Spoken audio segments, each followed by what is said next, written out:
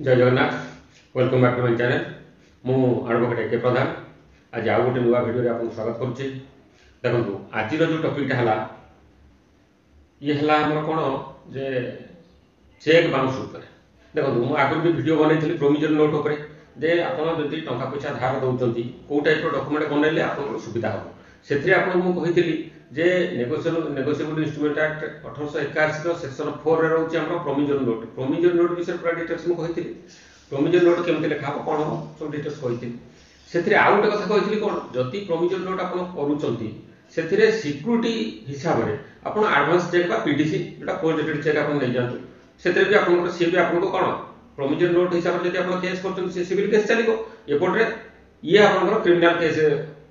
चली परिबो कोडा जति चेक बाउंस हो सिक्यूरीटी जो चेकटा आप नौकरी सी भी आप कौन क्रिमिनल केस हो पार। आउ देखो इंस्ट्रूमेंट नेगोशिएबल इंस्ट्रूमेंट एक्ट माने इंस्ट्रूमेंट हिसाब से तीन टा जिन धराई जोटा कि गोटे प्रोविजन नोट गोटे आउ गोटे कौन चेक आउ गोटे कौन बिल ऑफ एक्सचेंज ये तीन टाक इंस्ट्रूमेंट हिसाब से धरा जाती। तेणु आज हूँ सेकेंड इंस्ट्रूमेंट माने कौन आम चेक विषय आज आम आलोचना करें चेकटा कौन चेक तो कौन अल्प मैंने समस्त आप जानते बैंक में गोटे चेक दि जाए कि चेकटा जदि आप दौरान जदि बाउंस हो जाता सिवियर ऑफेंस से जिनसा प्राय समस्त जना ना समस्त जना ना एमती कि बहुत लोक माने चेक लोक पाखर चेक नहीं भी माने एते माने सीरियसली भी नौना चेक बाउंस होगा घर पकईदे केस भी करूना कि पैसा पछे दौड़ कि आजिकल आउ गोटे कथा ये जो लॉ तो ठीक ठाक अच्छी आम मैंने सेक्शन एनआई एक्ट 138 लॉ तो चेक बाउंस विषय सब डिटेल्स कही किंतु कले कौन हम आम साधारणतः देखो आम लॉ रे लूप होल तो सब रोचे तो रोचे तेणु केसटा लिंगरिंग हवाटा स्वाभाविक सब केस किंतु प्रोविजन नोटा सेपरेट अच्छी से कौन आर्टिकल 37 हिसाब से आप समरी प्रोसीडिंग जाऊँ जो शीघ्र केस चलती सी अलग जिन कि ये है आप चेक जब बाउंस हो बहुत लोग नेग्लेक्ट कर चेकटा को मैंने केसटा भी करूना बहुत लोग आउ गोटे कथा कह ये सब सुजोग नौ जो मैंने चेक दौरान से मन में डर छाड़ा धीरे धीरे धीरे धीरे आम कितु मन रखता एवं किसी दिन हम किसी वर्ष किसी दिन तो ना किसी वर्ष हम जो टाइप सुप्रीमकोर्ट हाइकोर्ट आ जो टाइप डिसीजन सब आस चेक बाउंस उपर मझे तो गोटे डिसीजन आसला चेक बाउंस माने हेला माने आपनकर आगे 20% कोर्ट रे जमा करिए चेक 20% तापर विचार हम आप कौन में चेक देते कौन नहीं भला मंदा आठ सब हम तापर आगु कौन होतला हम चेक बाउंस ऊपर बहुत गुडा को प्ली हम एडवोकेट माने नउथले कौन जेंति कि जदि आपनकर मन करतु चेक बाउंस बेसी होतला कोठी कहा पाकर आपन लोन नैचंती ताकू जो चेकटा आपन दैचंती सिक्यूरिटी से जगह कौन सी आपनकर केवल आप साइनटा करी दे दोतले से माने अमाउंट पकोतले से माने डेट पकोतले ये सब जिनसे कौन हमर एडवोकेट माने कौन पार्टी तरफ जो एडवोकेट माने लडुतले से माने गोटे प्ली नउतले जे आज्ञा ये देखो एटा लिखा है एटा मन इच्छा डेट पड़ची तेणु पार्टी को इन्फॉर्म करा जायनी से गोटे कथा कि आपनकर बहुत जिनसे आपनकर देखो माने लिखा होता देखो एटा मो चेकटा हजि जाईची गोटे साइन चेकटा हमर हजि जाइतला माने एई टाइप रो बहुत प्रकार ये नउ किंतु ताको सपोर्टिंग तार सपोर्टिंग डॉक्यूमेंट हिसाब रे आपण जो लोन नै बा गाड़ीटा नै बा किछि गोटे इंस्टॉलमेंट पे आपण जो चेकटा दैछन से माने तार गोटे कोन डॉक्यूमेंट रखिछन ऑलरेडी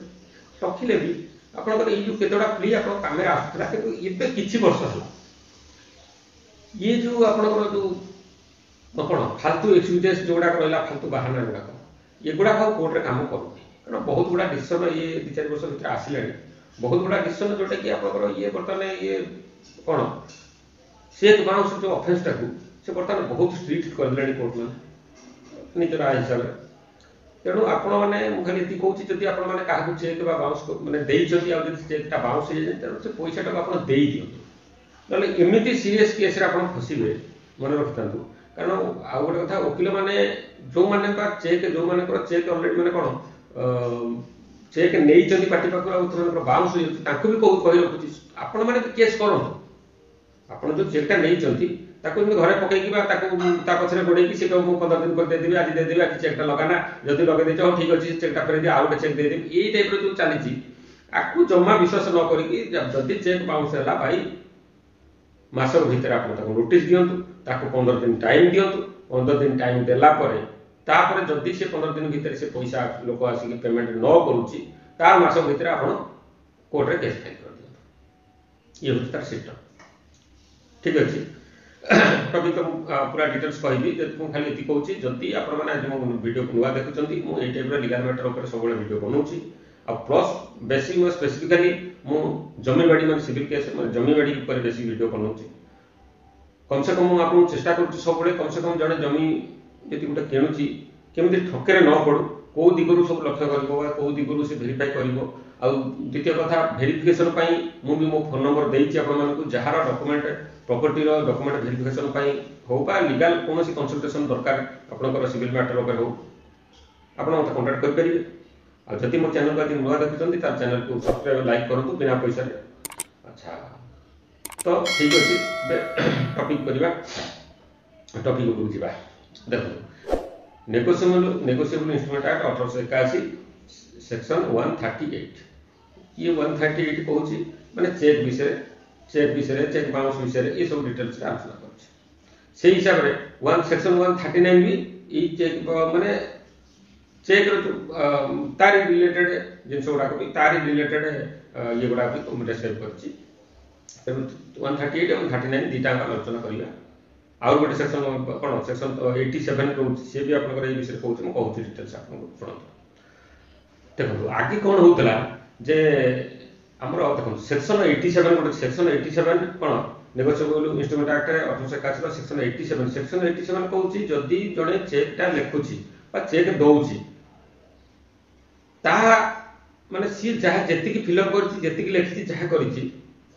कौन लोक अल्टर कर चेंजेस कर साधारणतः जेकोसी पार्टी मैंने गाड़ी फाड़ी हो कि जेकोसी आप जो लोनटा नौ जो चेकटा दौरान से केवल सैनटा करके आउ सब डेट फेट भल डेट इनवाइड हो डेट से डेट फेट तेणु आगुरी कौन होता यही बाटे जो प्लीटा आडभोकेट मैंने नौले कोर्ट ग्रहण करूला हाँ ठीक अच्छे ये तो डेट लिखाई नाला ये तो ब्लांक चेक दिखाई यहाँ तो मन करूँ एमाउंट लिखाई नाला पचर भराई एमाउंट तेणु से हिसाब से कोर्ट कौन करूला ना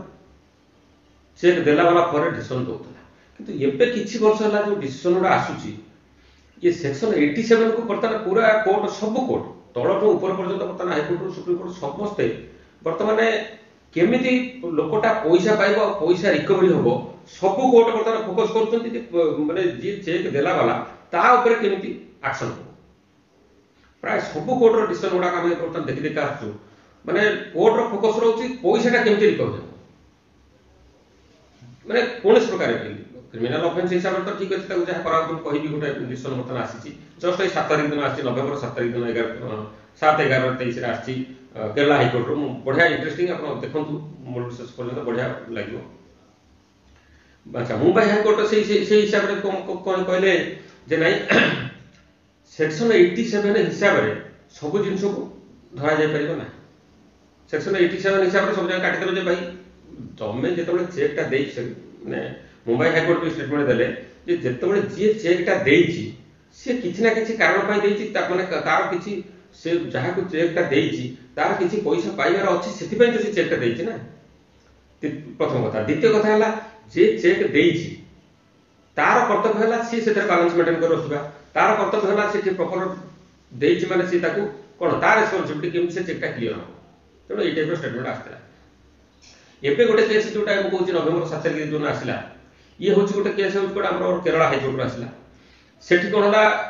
गोटे लोक जो ट्रायल कोर्ट केस ये गाड़ी लोन नहीं गाड़ी लोन हिसाब से कौन ब्लांक चेकटा देता एम सब कंपनी वाला एमाउंट भरदे डेट पकईदे सब करदे डिपोजिट कर बाउंस करदे गला केसटा करदे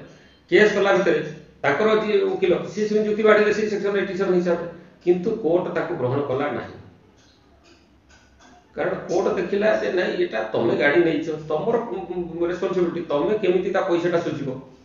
एमिति नुह जे खाली गोटे सेक्शन को देखै कि आपनकर सब बळे समस्या छुटि तेणु ट्रायल कोर्ट कौन कला माने केते देखो केते सिवियर ऑफेंस मानिला से केसटा ट्रायल कोर्ट से लोक को आर देखो कौन कला ना ताकू 6 मास पनिशमेंट करता 6 मास जेल पनिशमेंट कारण एथरे जो प्रोविजन रहउची एथरे 2 वर्ष पर्यंत आपन जेल भी हो जाय परबो प्लस आपनकर जेतिक टंका आपनकर चेक अमाउंट तार 2 गुना भी आपन ଦେବାକୁ ପଡ଼ିବ। ମାନେ ଯଦି ମୁଁ କହୁଛି କେସ୍ରେ ତାପରେ ଆଉ ଗୋଟେ କଥା ଆମର ଯେଉଁ ମୁଁ କହୁଥିଲି ଏନ୍ଆଇ ଆକ୍ଟର ସେକ୍ସନ 139 ସେକ୍ସନ 139 କ'ଣ କରୁଛି ଡିଲ୍ କରୁଛି ବେଶୀ ଏଭିଡେନ୍ସ ଉପରେ। ଏଠି ଏଇ ଯେଉଁ କେରଳ ହାଇକୋର୍ଟର ଯେଉଁ କେସ୍ଟା ଆସିଲା ଏ ଯେଉଁ ଡିସିସନଟା ଆସିଲା ଟ୍ରାଏଲ କୋର୍ଟ ତ ଦେଇଦେଲା 6 ମାସ ଜେଲ୍ ଦେଇଦେଲା ପ୍ଲସ୍ 9% ହିସାବରେ ତାର ଯେଉଁ 4 ଲକ୍ଷ ଟଙ୍କା ଥିଲା ସେ 4 ଲକ୍ଷ ଟଙ୍କାକୁ 9% ହିସାବରେ ତାର ସୁଧମୂଳ ହିସାବ କରି ନେବା ପାଇଁ ଦେଲା। ସେଠୁ ସେ ଲୋକ ଯାଇକି ଅପିଲ କଲା କୋର୍ଟ ହାଇକୋର୍ଟ ବି ଅପୋର୍ଟ କଲା ସେଇ ଡିସିସନ। ହାଇକୋର୍ଟ ବି କହିଲା ସେଇ କଥା ଯେ ତାର ଯଦି ମାନେ କ'ଣ ସେକ୍ସନ 87 ହିସାବରେ ସବୁ ଜିନିଷକୁ ଏକ୍ଜିକ୍ୟୁଟ କରି ହେବନି। ତାପରେ ଦେଖ ସେକ୍ସନ 87 କ'ଣ କହୁଛି ଯିଏ ଚେକ୍ ଦେଇଛି ତାର ବିନା ଅନୁମତି ବା ବିନା ପରମିଶନରେ ତା ଦେହରେ କୌଣସି ଜିନିଷ ଚେକ୍ରେ ଲେଖା ଯାଇପାରିବ ନାହିଁ। ଯଦି ବି ଲେଖା ହେଇଛି ମନେକର ଏମାଉଣ୍ଟ ପଡ଼ିଛି ବା ଡେଟ୍ ଲେଖା ହେଇଛି ବା ଯେ ହେଇଛି ଏଇ ସେକ୍ସନଟାକୁ ସମସ୍ତେ ପ୍ଲି କରିକି ମାନେ ଆଡଭୋକେଟ ମାନେ ନେଉଥିଲେ। କିନ୍ତୁ ଏଇଟା ବି କାଠିକର ପାଠ କାହିଁକି ଦେଖନ୍ତୁ ଆପଣଙ୍କ ମନେ କରନ୍ତୁ ମୋତେ ଆପଣ ଚେକ୍ଟା ଦେଇଛନ୍ତି ଯଦି ମୁଁ ମୋ ହ୍ୟାଣ୍ଡ ରାଇଟିଂରେ ନ ଲେଖିଲି ଗଲା ଆଉ କିଏ ପ୍ରୁଭ୍ କରିବ ଯେ ଆପଣ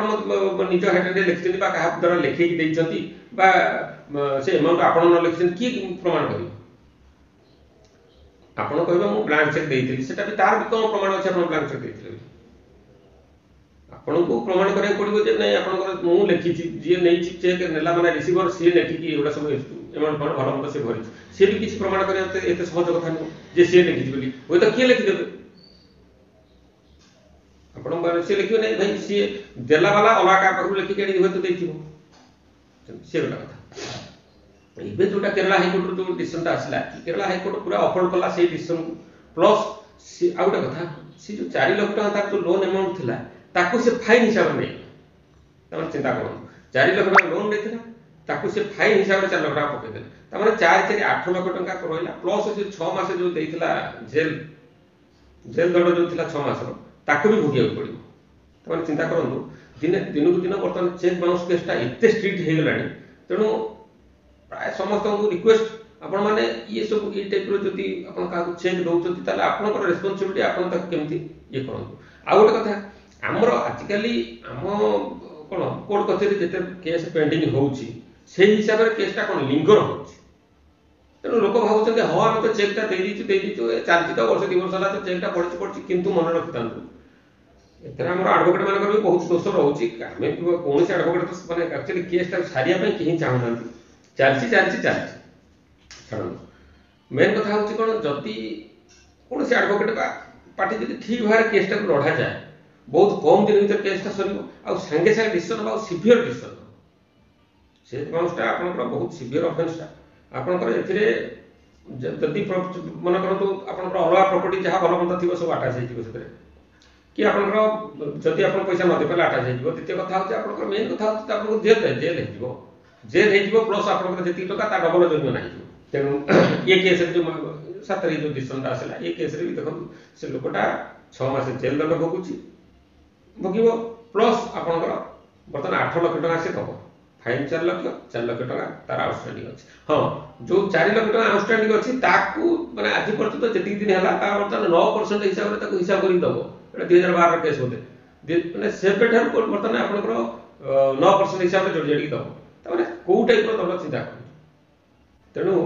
ଠିକ୍ ଅଛି କମ୍ ସେ କମ୍ ବେସିକ୍ ଆଇଡ଼ିଆ ଗୋଟେ ଚେକ୍ ବାଉନ୍ସ କେସ୍ଟା ଯେଉଁ ଆପଣମାନେ ହେଳା କରୁଛନ୍ତି ଯେଉଁ ଲୋକମାନେ ଚେକ୍ ଦେଇଛନ୍ତି କମ୍ ସେ କମ୍ ଏତିକି ରିକ୍ୱେଷ୍ଟ ଆପଣମାନେ ହେଳା କରନ୍ତୁନି। ଏଇଟା ସିଭିୟର ଅଫେନ୍ସ